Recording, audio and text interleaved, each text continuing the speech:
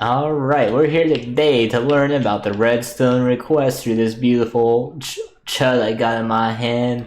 The redstone requester. He's glowing right now. You may be wondering, why is he glowing? My redstone requester ain't glowing. Well, the answer is really simple. Let me start from scratch and I'll show you just how I got this all to work and what you need to do to get your redstone requester working. So it's not that hard, but of course you need to have a stock link set up to begin with, because this is dependent upon your stock link. The entire purpose of these beautiful redstone requests are that they can actually send bulk orders all at once. So let's say you want to group specifically a tool set, like I've got in my inventory. Maybe you just want to have like an on-demand button just to order this tool set.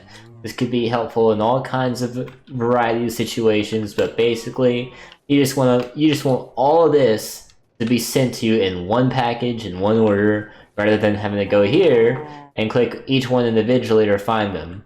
Like maybe you can name this like God tier pickaxe or God tier tool set or whatever, and this can apply to any range of items that you want to put right here, even the value of them as well. Anything you want to change, you are limited to this amount. You can change it from must send all items to partial orders. If you do partial orders, it almost just kind of functions as your typical cow or whoever you choose as your shopkeeper for the stock tick. Basically, it will allow whatever it has on hand to come through. Otherwise, if you specifically want to guarantee all of these, leave it on must send all items. So in other words, right now, it's only going to send if all of these are here. If I click this option, it will send no matter what. If anything's available, it's going to send whatever is available.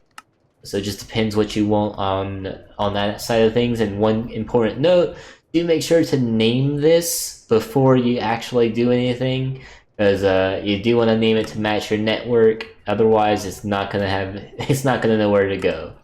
So important thing there. But let me show you how to actually get your redstone request. You're all glowy like I got mine. Super easy to do. So just like you link your stock links by clicking on this, you're gonna click your stock link with your redstone requester, and now it's said tuned to this network. So now you have a redstone requester that is tuned to this network.